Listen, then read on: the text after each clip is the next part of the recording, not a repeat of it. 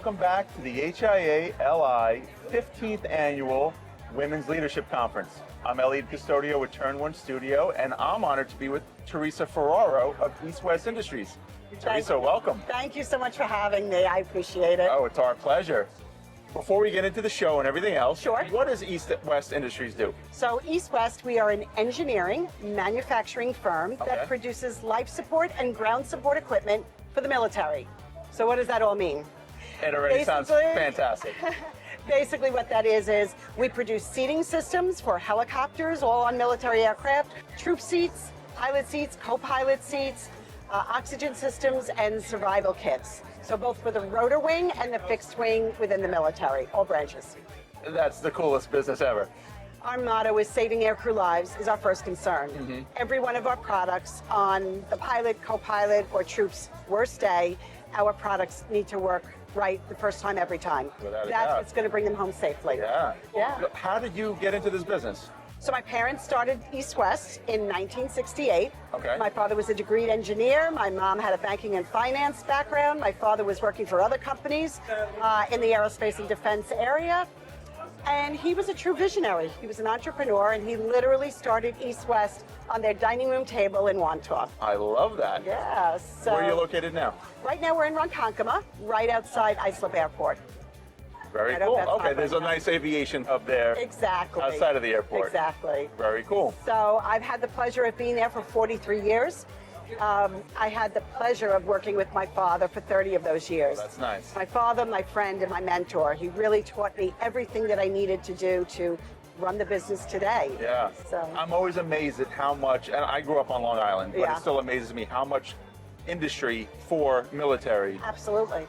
is here on the island still. If we think about it, Grumman and Fairchild were here. They were Right. located here for many years. A lot of those suppliers and that sub-tier that supported them are still here on Long Island. Yeah. Just because Grumman left Long Island doesn't mean that those suppliers are not here. They're still here supporting. So we tap into that, and we're very lucky that there is a great community of aerospace and defense manufacturers. Yeah, I think there's an appreciation for what you do Yes. among the Long Island community. Yeah. So you were on this panel, Yes. very well attended event.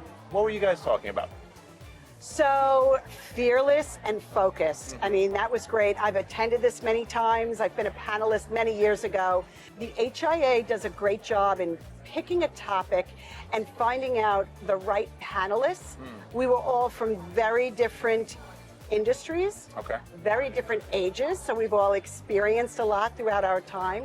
But they really honed in on all of those topics that we wanted to touch on. The biggest thing is, I think I heard there was over 360 people registered for this Oh, event. I believe it, yeah. And it's really good to have that next generation coming up. In one of my questions, I talked about an applicant that was at our office yesterday, 3:30 in the afternoon. I knew she wasn't right for what we were looking for, and I'm open and honest and transparent, and I said, you have to come to this event.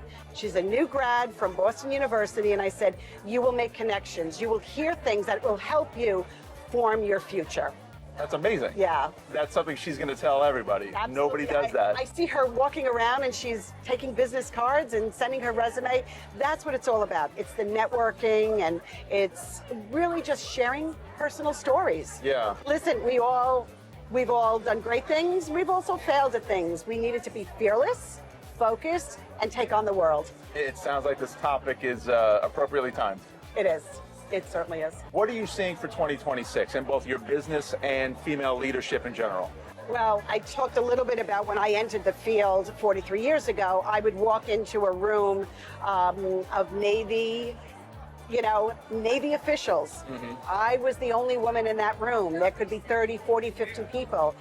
Now, when I go into meetings, I see more women. I see more women pilots. I see more women in Lockheed and Sikorsky and Boeing and Bell. That's invigorating that 43 years later, I'm now seeing women at that C-suite level and above. So, very cool. Yeah. So you may have answered this already when you spoke about networking and whatnot, but I like to ask, what sort of pearls of wisdom do you have for that next generation coming up? What beyond networking would you advise them? So besides networking, you need to be able, when you're out of college, you need to be a sponge. You need to explore things. We all know you go to high school, you go to college, maybe not go to college. You don't know what opportunities are out there, what the world has. Try something different. Expose yourself to something that you might not even think of at all. So mentorship is important, but exposure is important as well too. Getting out there. Getting out there. Fantastic. Yeah. Thank you so much for your time. I'm so glad we got to talk. My pleasure. Thank you so much. I Real pleasure, appreciate it. Teresa. Okay.